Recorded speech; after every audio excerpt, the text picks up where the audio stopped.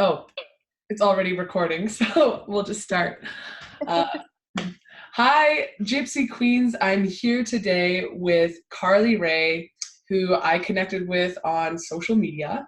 And Carly Rae is a womb worker and pelvic health manual therapist. She just moved to Calgary, Alberta, Canada, and she is fascinating. So I wanted to dig deep into an interview with her because she has so much knowledge to share with you about being a woman in today's crazy world. So thank you so much for being here, Carly. Yeah, thank you for having me. I'm super excited to share with your community. Absolutely. So what is pelvic health manual therapy?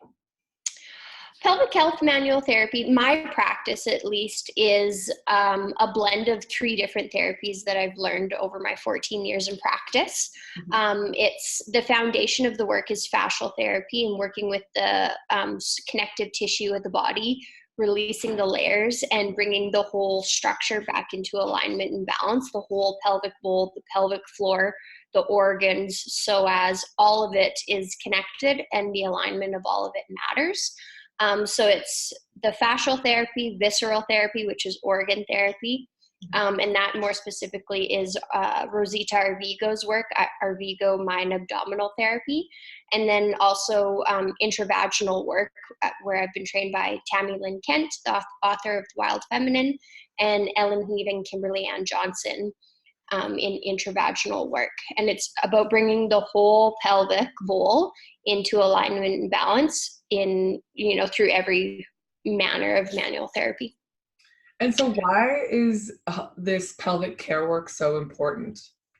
Because we've never been taught to take care of our pelvic bowls at all. And our pelvic bowl is the foundation of our whole structure.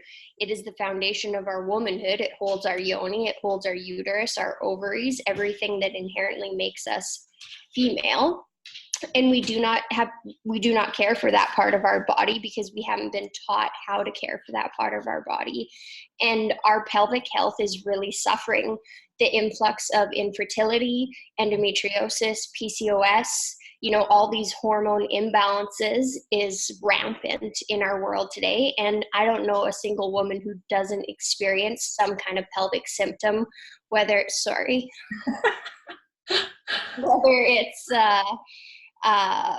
menstrual pain, vaginal pain, chronic yeast infections, bladder leakage, pain during sex, you name it, the list goes on and on. And most women are experiencing some kind of issue and imbalance. And oftentimes when these women go seek traditional medical help, what happens? For the most part, women are being told this is just part of being a woman. This is just what periods are. Periods are abnormal. They are painful, and you just have to suffer through it. Or this is just what happens to you after having a baby. Your bladder leaks, sex is painful, your pelvic floor doesn't feel normal, you start to prolapse, and this is just what we have to endure as women. And the options that women are getting from the medical system is pills or surgery, and those aren't options in my opinion. Right. Yeah, it's kind of like, well, that's that, and here are your options. And so many women I meet are just left like, oh my God, what am I supposed to do with that? And Exactly. it's really cool to have like a different avenue open up. So what drew you to this work specifically? My own body, my own healing. I've had 3 abortions. My second abortion, I had an IUD in place and got pregnant. And when the doctor removed the IUD and gave me the pills for the abortion, I experienced so much pelvic pain.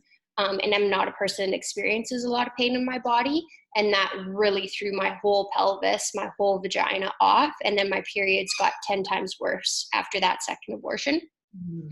And that experience is really what prompted me onto healing my own body. But also I've done some humanitarian work overseas, and that really ignited my passion for women's health and women's rights.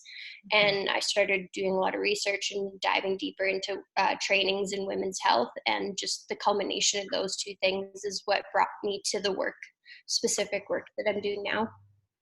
Awesome. And So what kind of, you've done multiple different, or multiple trainings. Oops, sorry. Multiple trainings. Yes.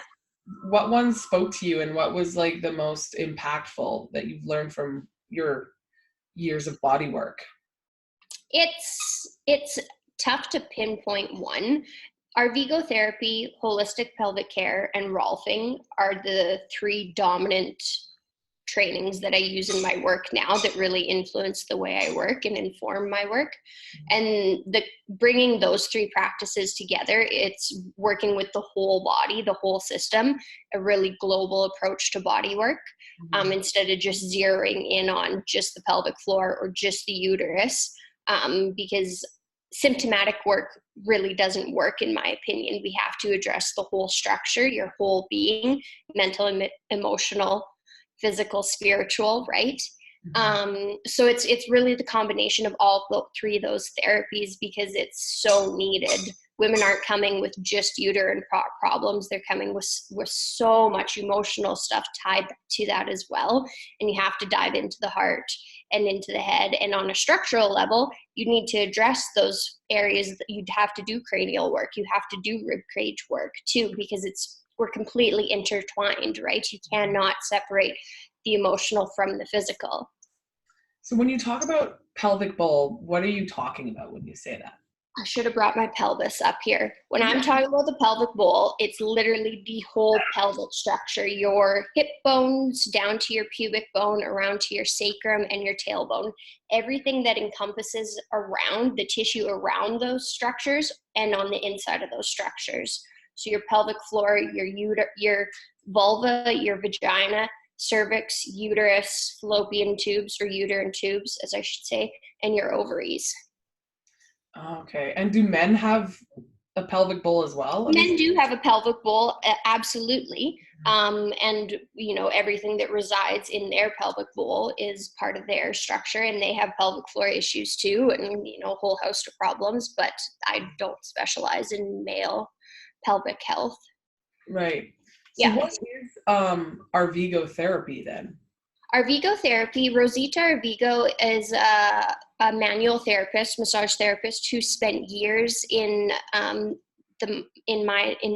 Mayan culture, working with a traditional Mayan shaman and a traditional Mayan midwife, developing this specific uterine massage, all about bringing the uterus and the ovaries back into alignment and balance in the pelvic bowl.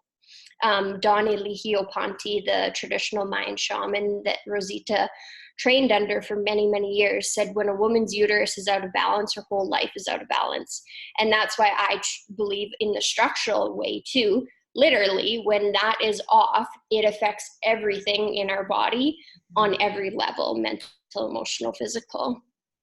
So yeah. So what kind of symptoms would you have if your womb or your uterus is out of balance? So our uterus is a free-floating organ, and it's attached by 14 or 16, I can't remember exactly right now, ligaments in the pelvic bowl, and she moves. Every single day she's moving up and down, but she can also move to the left or the right, and she can completely fall over to one side, left or right, or to the front or the back. And you're going to have different symptoms depending on the position that she's in. But if she's fallen to the back, when a woman gets her period, she can experience a lot of back pain, constipation, thin pencil-like stools, because your uterus can be compressing your colon. If she's fallen over to the front, you can be experiencing recurrent bladder infections, because there can be an osmosis effect. Our uterus is an organ that it gets rid of toxins with our menstrual blood. So if the uterus is laying on top of the bladder, there can be an exchange of toxins and bacteria, and that can change the pH balance essentially and create an unhealthy environment, which can make bladder infections more reoccurrent and worse.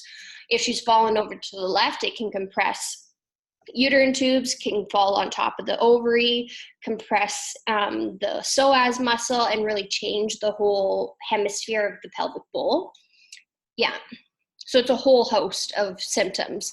And for the most part, nobody's uterus is in balance, because nobody has perfect posture and is doing the practices to keep her in alignment, right? And what are some specific practices that someone could do at home to keep the uterus in line? Number one is just your overall posture, the way you walk. Are you walking with your feet turned out? Are you crossing your legs over to one side all the time? Really unilateral movements with your body that you're doing repeatedly over day, that forms our structure. So stopping habits like that is absolutely key, and watching the way you walk, watching the way you sit. For the most part, all of us are sitting with a tilted pelvis, tilted posterior, sitting on our tailbones. Totally. Totally, right? It's hard to sit up straight all the time and sit on your sit bones, sitting properly and creating a nice foundation of your pelvic bowl for your uterus to reside in. So when we're sitting with a posteriorly tilted pelvis, our uterus is falling backwards, and then it gets stuck there. And once it's stuck there, for us to move it on our own is pretty much impossible. You have to go to an osteopath, an RVGO therapist, a visceral therapist, someone that does specific organ work to get her to move back to the center of the pelvis. Yeah, but other practices like vaginal steaming, you can do your own belly massage, which is going to help. Can it change it? I can't guarantee that. But vaginal steaming is a really beautiful practice, and really, really watching your posture and doing a lot of pelvic breath work is crucial. Yeah. So what's vaginal steaming for people that don't know what that is out there? So vaginal or vulva steaming, or pelvic steaming, peri-steaming, there's a lot of different names for it. It is sitting over a pot of hot water with certain herbs in it, and you'd use herbs depending on whatever you're experiencing. There's herbs that are very emollient herbs that help with dryness, herbs that are for healing trauma, herbs that are for infections, chronic infections, that kind of thing. So you're going to sit over top the pot of steaming water and wrap yourself. Ideally, you would have some kind of stool. You don't need a stool, but it's a lot more enjoyable to sit on a stool with the pot under it with a hole cut in the stool. And then you wrap in a blanket and you just sit and let the steam do its work. And it's going to go up into your vulva or vaginal, even through your vaginal opening, and reach your cervix. If you sit there long enough, ideally you'll steam for 20-30 minutes. And it's going to affect the tissue. It's going to increase blood flow. The properties of the herbs are going to go up in the steam and really affect the health of the tissue and start to create healing. One thing with vaginal steaming, though, is you do not want to use any essential oils. They are way too potent for vaginal tissue. Vaginal and vulvar tissue is extremely sensitive. It's mucosal tissue, like the inside of our mouth, so it absorbs everything, and essential oils are just way too potent, so you only want to use organic dried herbs for that. And you also don't want to use boiling water, because that's way too hot. You just want to get it really nice and hot, let the herbs steep for a good 15-20 minutes, and then sit and wrap to, cocoon yourself in and breathe, meditate, that kind of thing. Yeah, that sounds so lovely, like on a cold day especially. It's the best, especially living in Canada in winter. It really is, yeah. And what kind of, we talk about breath work a lot, but what are like some specific exercises people can do with breath work and whilst diaphragmatic breathing, and it really depends with the breath work where you are in your journey. Like if you're a new mom, you don't typically want to do the full-on diaphragmatic breathing, because that can just create more expansion in your pelvic bowl. And in the postpartum period, we don't want to do that, because we want everything to come together. So, but if you're not in the postpartum period, immediate, like first year of postpartum, then you want to do diaphragmatic breathing, where when you breathe in, your diaphragm moves down, your belly moves out, and your pelvic floor should lengthen and relax and drop down. And then as you exhale, your pelvic floor comes together and lifts up, your belly goes in, and your diaphragm moves up. So it's moving in this rhythmic sequence, and you're really getting the breath all the way down into your vagina and vulva, and you should feel your breath all the way into your perineal tissue. You should literally feel movement there. And for the most part, women can't feel movement. They can't feel that drop down, that let down, that expansion, because our pelvic floors are too tight. And on an emotional state, it's hard to let go. It's hard to go to that place of dropping down and truly letting go. Yeah. I'm currently reading Tammy Lynn Kent's Wow. and she says she likens it to like a flower closing and opening. Exactly. Yeah. And then I started to practice it, and it's like getting all of those muscles, all the 4 quadrants to lift up. I've noticed that in myself, it was like front side, back side, then up. So it's like there's something there. And I wanted to talk about, especially like I come from a world of like high impact lifting and running and jumping. And how does that high impact exercise affect our uterus? Uterus, pelvic floor, it's creating hypertonicity throughout the whole pelvic bowl.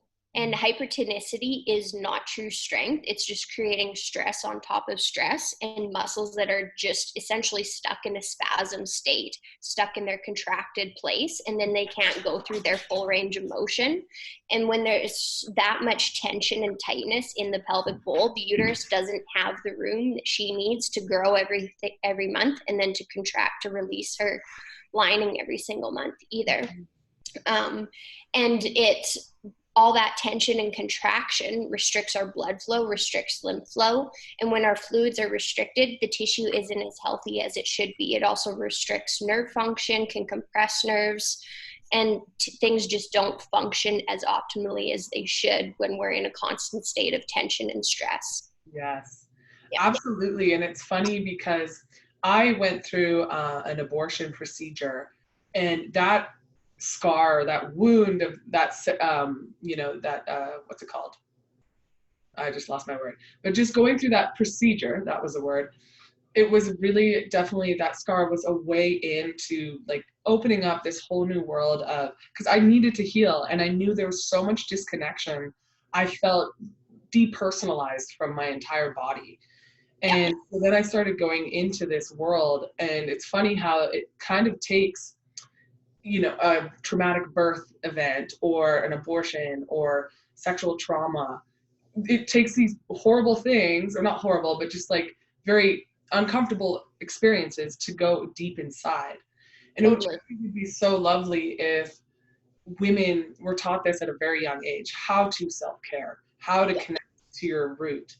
And I just started working, I've gone down this whole route of like trying out yoni massages, self-vaginal massage, and getting past that discomfort and that resistance that we have inside of us, because we are told like this is just your womb or your vagina, your vulva is just something that needs to be managed, but not really looked after. Yeah. And what I notice in like just with articles, and as I get more into this, there's actually a ton of resistance or scoffing or like a pushing aside from the medical community saying, vaginal steaming is bad. Yoni eggs are going to kill you or give you infections and all of these things. So I'm sure being in this world, you feel that resistance a lot. So Absolutely. It's fighting the system, because we live in a patriarchal system where women's health and women's bodies are totally disregarded and not of any importance to our culture and system at large at all. And that's where all of this stems from, right? And it's really, all of this work is about self-education and coming back to a reverent place, honoring our bodies, working through the generational trauma that we all carry. It doesn't matter, where you come from. We're all carrying some kind of shame and trauma as women. And educating ourselves about our female bodies, number one important thing, about our menstrual health, about our vaginal health, and working through that shame. Like I'm sure for most women, the first time they do a self-vaginal massage, there's a lot of shame that comes up with that, right? And uncomfortableness. And it's like really digging into that. It's like, why do I feel this way about a body part? Because it's a balance, I feel, with the vulva and the vagina. Yes, it's such a sacred, potent place, but it's also just a part of your body, and needs to be normalized. We should be able to talk about our vaginas and our vulvas like it's like it's talking about our hand. We should be able to walk around naked, you know, wherever we want to, and show our bodies like we're having our arm out. It really shouldn't be that big of a deal, but it also needs to be revered as sacred and potent. You know, it's a really fine balance between the two. Absolutely. And it's funny because in my world, which was the athletic world, there were women peeing all the time from skipping rope or lifting heavy weights. And there were women who had horrible periods and competing and pushing through that, myself included. And nothing was ever talked about. We were never educated on it. And I also never, you know, sought out education. And I came to a point where I was like, this is really messed up. Like, we need to like start talking about these things. So when you come across like a woman who's in that athletic sphere, and I don't know if you ever have worked with athletes, what is something that they can like take away from just hanging out with you, and like what's one practice they can go home with? One practice, my biggest thing when working with female athletes is you have to train with your cycle. Yes. Because the whole athletic world is designed for the male body and for the male hormonal system, and that does not work for the female body. And training with your cycle, in flow with your cycle, in flow with the way your hormones are working, is going to change your body, it's going to change your health, and you're going to get way better results rather than forcing yourself to train like a male body. So that is my biggest takeaway for female athletes. Absolutely. Yes. And I remember I would be like, you know, coming up to my pre-moon time, and I would just have no desire. I just would want to like chill and like wrap myself in a blanket. And I remember fighting myself internally, like I should be at the gym. Like a good athlete would like fight through this. And it created so much strife. And then it wasn't until my later years that I did learn, like, okay, I just have to be really gentle with myself right now. And then when I'm ovulating or post moon time, like get after it. Exactly. And like 3 days before you bleed and the first 3 days that you bleed, you really shouldn't be doing any heavy exertion exercise at all when the uterus is at its fullest, because that's its easiest, when it's really easy to throw it out of its alignment and create a lot more problems at that period of time, because we also have a little bit of relaxin moving in our system. So things are a little bit more lax. Ligaments are a little bit more lax, and you could throw your back out a lot easier at that point in your cycle, right? Or strain, you know, a pelvic ligament, things like that. And we don't think about these things as females for the most part. We think, oh, I'm just a dude and I'm going to train like a dude. Right. Doesn't work that way. Yeah, just everything is default mode dude, and it just does not work. And so what would you tell a female athlete to do while she's 3 days before and 3 days during? Yin yoga, restorative yoga. That's when you do all your mobility work, your nurturing, nourishing movement, because your system needs that. Our society is addicted to junk food movement 24/7, 365, you know, and we don't do any kind of nourishing movement for our systems. And our nervous systems are in fight or flight all the time. And when we go do heavy, hard exercise all the time, we're just compounding stress on top of stress. Yeah. And no wonder our nervous systems are a wreck and we're frantic all the time, right? So during that period, that's really the period when you should hit the nervous system down-regulating exercise, which is yin yoga and going for walks and just mobility work, and really slowing down, doing a lot of breath work. It's a really hard shift, mental hard shift to do that. Right. But it is what is going to take your body and your nervous system to a totally different level.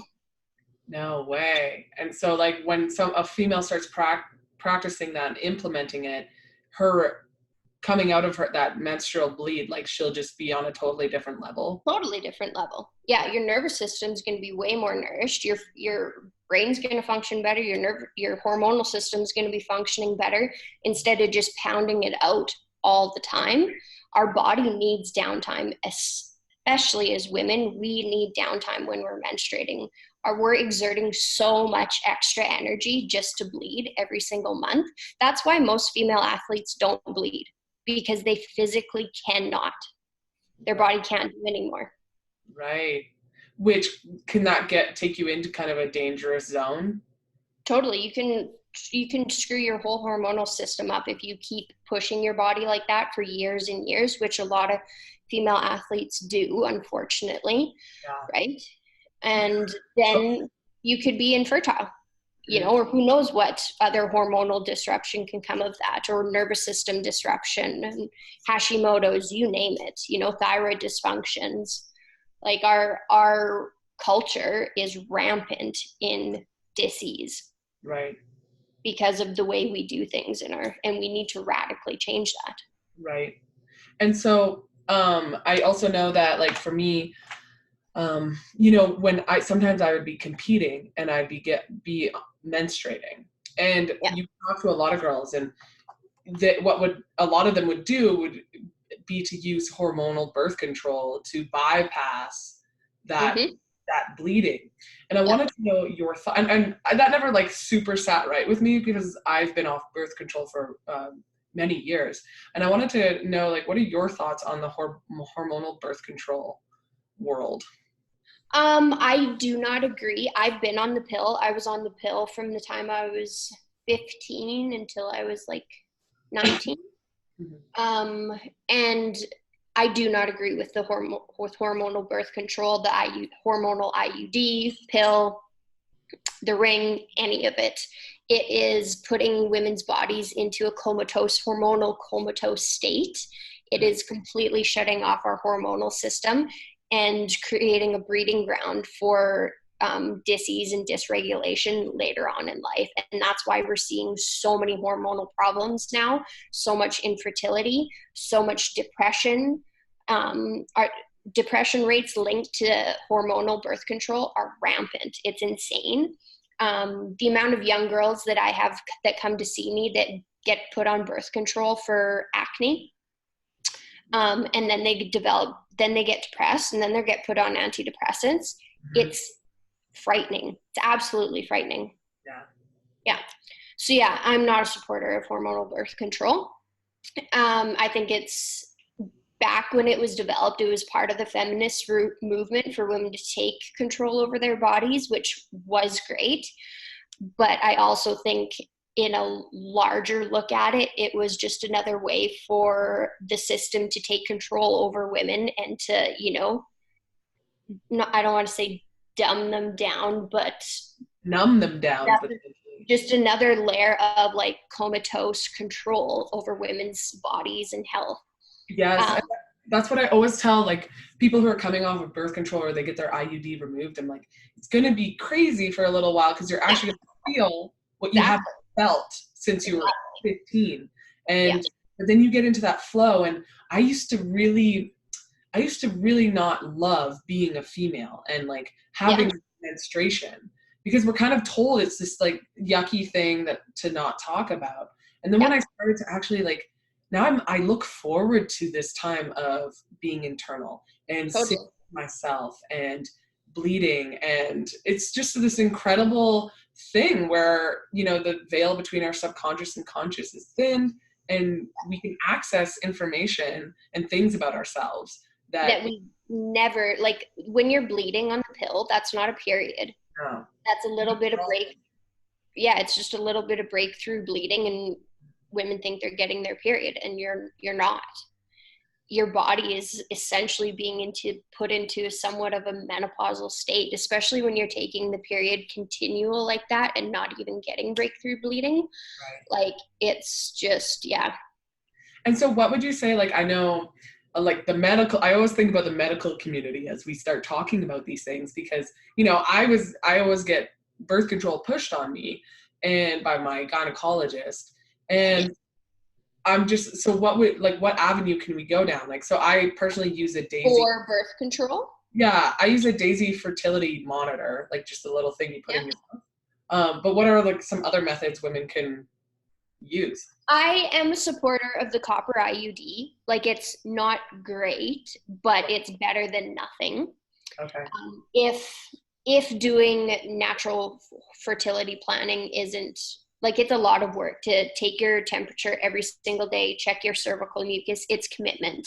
And not everybody can do that consistently to do it properly. Right. Because you have to do that practice properly, otherwise it's pointless. Yes, it's a daily ritual. Yeah, exactly, a daily ritual. So the copper IUD, I do like cervical caps or diaphragms. There's I can't remember the name of it, Kaya cup, CAYA cup, and that's a cervical diaphragm, and that's a decent option too if you're in a committed relationship, because it doesn't protect from STIs. There's also a female condom that's just come out called the Louis, LUWI, which does protect from STIs. So that's another good option too, because old school female condoms are like kind of garbage bag like, and they're not great, but this one is supposed to be really great. Okay, interesting. Yeah. Cool. I would like to ask you as well about yoni eggs and the practice of women, understanding, getting to know their body more, getting into that like meditative state with their root, but also, yes, learning how to relax. And so basically my question is, like, what are some important rituals for you in connection with your womb? And how would you approach using a yoni egg? With the yoni egg, I think yoni eggs are a great practice, but too many women are just contracting, just lifting up, doing the Kegel around the yoni egg, and you're just compounding a hypertonic pelvic floor when you're just Kegels over and over and over, creating more tension.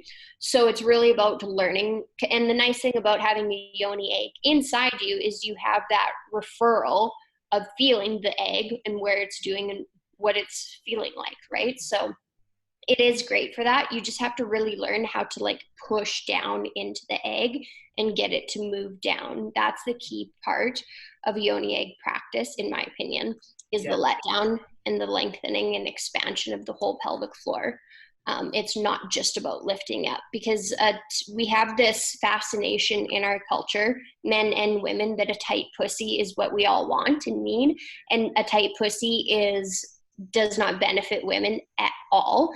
It's tight does not equal strong. Tight equals stuck, in pain, congested. We want a strong, adaptive, resilient, mobile pelvic floor, pussy, whatever you want to call it. Right. Because I mean, on the sexual end, like, that's going to allow you to have a more expansive orgasm, no?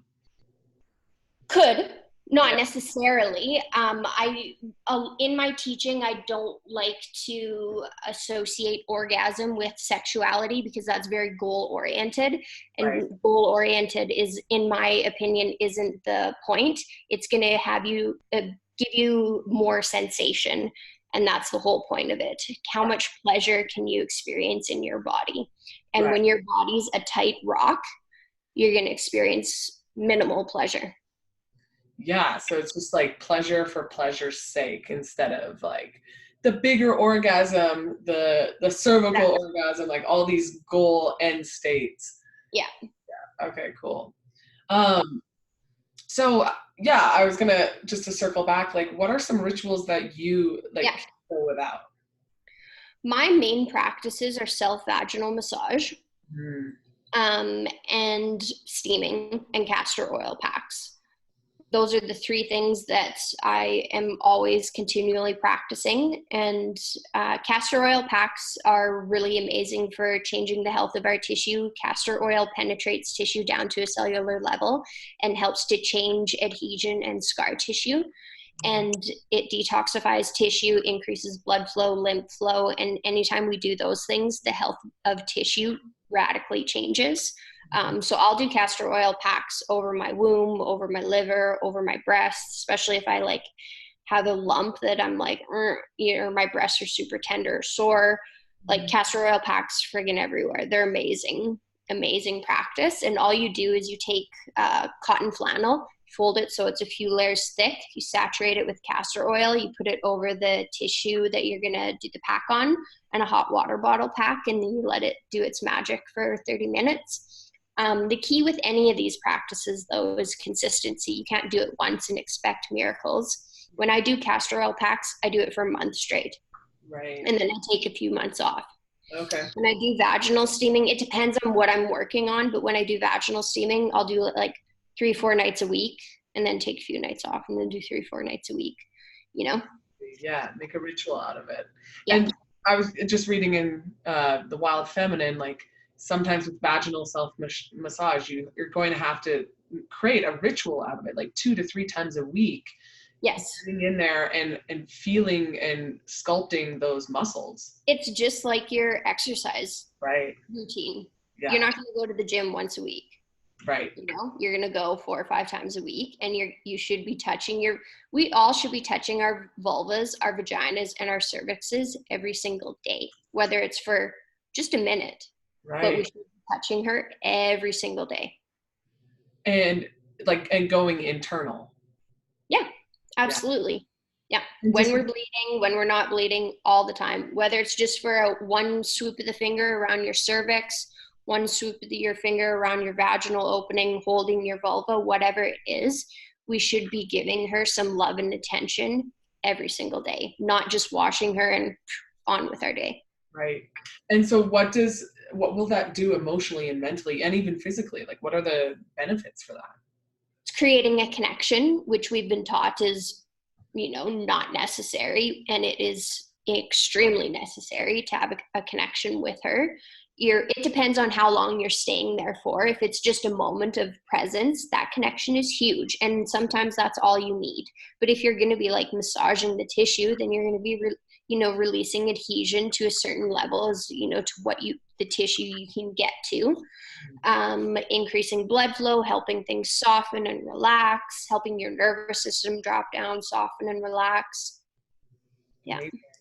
And that's what's so cool about being a woman is that we have a built-in system to have presence, to everything that all these like spiritual gurus talk about. I feel like we can get that from our wombs just by connecting and being with it. Yeah. It's listening. It's so powerful. And it's like, why, like women, I'm sure this is your life's work, is like showing them how powerful they are and how supportive they can be of themselves. Yeah. And I think for me, what I've been learning is that I am the one who's responsible for my body, and I'm the one who's responsible for my emotions. And so often I feel, whether that this is cultural conditioning or it's been ingrained in me through familial ties, is that we need to be looking externally, especially in all our the time, for the guru, for the teacher, for the healer. And that. We all have this within ourselves. We just need support. We need some guidance, some education, and permission. A lot of this work is permission to be like, you can touch yourself. You can do these practices. You can prioritize your health, and because it's all within us. Like, do we need sometimes to see a specialist, for some of this work? Yes, totally. But for the most part, we can take care of ourselves and radically change our health. Yeah, which is so empowering when we know that like this is your vessel and you can change. Nobody's going to do the work for you. Nobody's going to. Nothing is going to change if you do not change. Right. And it's just all about like learning, just I guess becoming aware of these things. And it's unfortunate that's the education part. Right. And it's unfortunate at this point in the epoch that we're in that women don't learn this until something really big happens. Yeah, something big happens. They're like, oh shit, okay, I better start paying attention to it. And it's funny how pregnant women, we really love like the pregnant woman in our society. Yes. But like anything before that, it's just like, okay. And then anything after the baby's born, it's just like, meh, whatever, figure it out. This is life. Right. Okay, so let's talk about postpartum and exercise. So explain this, because I know you probably get a lot of phone calls from women who have just had babies, and like, how do you approach that? How should a woman exercise? I have a very radical view on the postpartum period compared to most people. I agree with my teacher, Kimberly Ann Johnson, who wrote The Fourth Trimester, that after giving birth, the first 40 days, you shouldn't even barely leave your bed to the bathroom, back to your bed. You should not carry anything over the weight of your baby. Your baby is the heaviest thing you should carry. And then after those 40 days, it's just like walking, literally. That's it. Right. You know, we should barely be getting back into exercise, like yoga, lifting weights, running, at the 12-month mark. Wow. Have you ever sprained a ligament? Yes. How long did it take to heal? Long time, eh? Long time. Ligaments and tendons are avascular, which means they do not get a lot of blood flow. Right. They're mostly just collagenous tissue because they're so friggin' strong. Mm-hmm. So the tendons and ligaments in the pelvic floor, they take 9 months to stretch out because they're stretching as your baby is growing. Makes total sense. Right. So why would they shrink back in 6 fucking weeks post? It doesn't happen. Ligaments and tendons take 12 to 18 months, depending on the health of you, depending on how well you've been taken care of in your postpartum period, if you breastfed or not, how long relaxin takes to get out of your system. Literally every tendon and ligament in your body is affected by relaxin. Your feet, you stretch big time when you get pregnant and have a baby.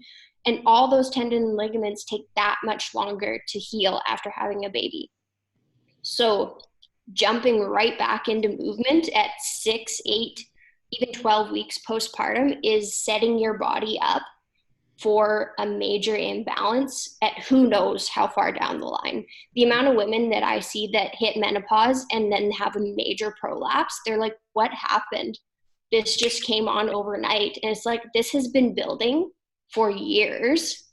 It's just the bomb is just dropped now. Crazy. Mm-hmm. Wow. And no movement for a year? It's not no movement, but it is radically different movement than you're used to pre-baby. Right. Absolutely. Because your body has just been blown open and done the biggest thing it will ever do in your whole life. And it needs time to come back to itself. Right. Right? Absolutely. Yeah. Totally. And so you said something earlier about junk food movement and mindful movement, or something like that. Nourishing movement. So to me, junk food movement is, especially in our work culture where we sit at a desk 8 hours a day, we think we can sit for 8 hours a day and then go to the gym, balls to the walls for an hour, and then that's our movement. Mm-hmm. Whereas if we look at human beings historically, we moved all day. That's all we did. We were moving up and down, harvesting, planting, hunting all the time. Movement was a normal part of our lives. Now it's not. So when we just go and blow it out for an hour and think that we've gotten our movement for a day, to me, that's junk food movement. We should be moving throughout our day as much as we literally can. I know it's tough as if you have a computer job, desk job, but to me, that's junk food movement. And especially if we're not incorporating any kind of movement that is specifically for our nervous system, like restorative yoga and yin yoga and just really gentle breath work, things that really help our nervous system down regulate, because for the most part, all of us live in fight or flight.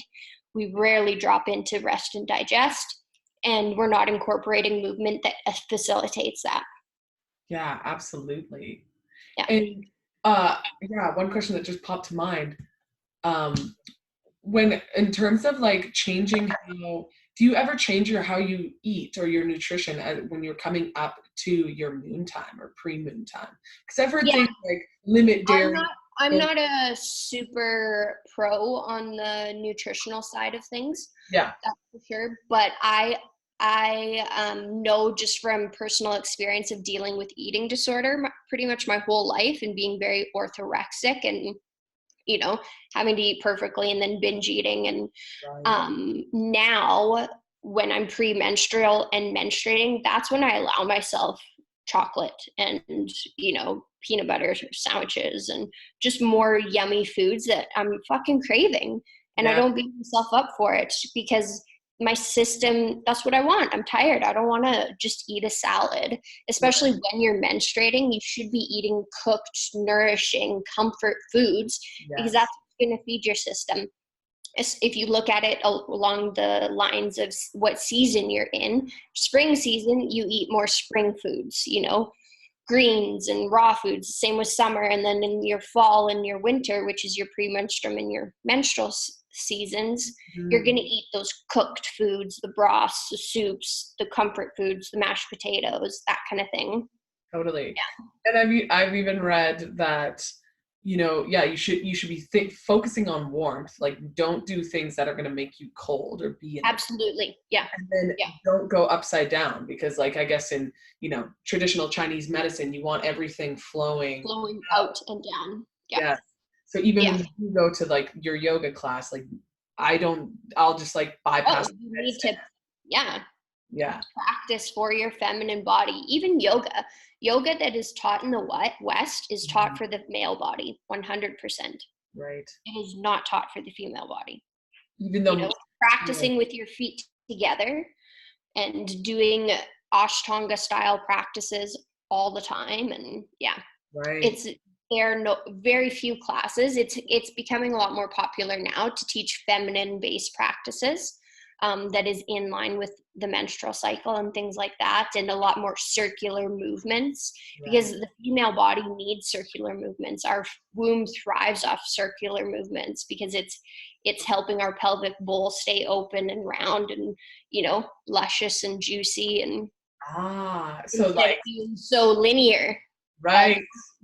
Oh my God. No wonder, like, this whole, this is all making so much sense. Like, I was literally in a linear sport for years, just like moving just one way. One way. Oh my gosh. So circular movements like hip circles, like our hips. Belly dancing, whatever. Okay. Yeah. Because like like the way our womb is shaped, it's actually like, our pelvic bowl is a bowl. It's a circle, right? Yeah. Fascinating. And so that just keeps that energy flowing, the blood flowing, your chi. Yeah. Oh, every time I talk to you, it's just like my mind gets blown. What amazing work. So yeah, I guess just to finish this up, where can people find you? I'm most active on my Instagram, WombMama, WombMama. And also on my website, it's Carly Rae, CarlyRae.ca. Okay. And you practice in Calgary and you take sessions and Yes. Yeah. So I have I work out of my home and I do all this work here in person and I'm teaching workshops and I might do some online stuff. We'll see. But I'm pretty active on my Instagram and put a lot of free info out and talk about all this stuff on there. Amazing. Yeah. Well, I think you're doing honestly some amazing work and this stuff needs to come out more and more. And I think there is a shift in society right now. Like, women are waking up, they're hungry. Yeah. I think so for a change, like the old stigmas are falling away. Like even I see that with my own mother, like the conversations we're having now is a lot different than, 10 years ago. So totally. It's pretty amazing stuff. So thanks so much for being on my little podcast, Carly. Thank you. I think we'll definitely have to do this again. Totally. All right. Take care. Bye.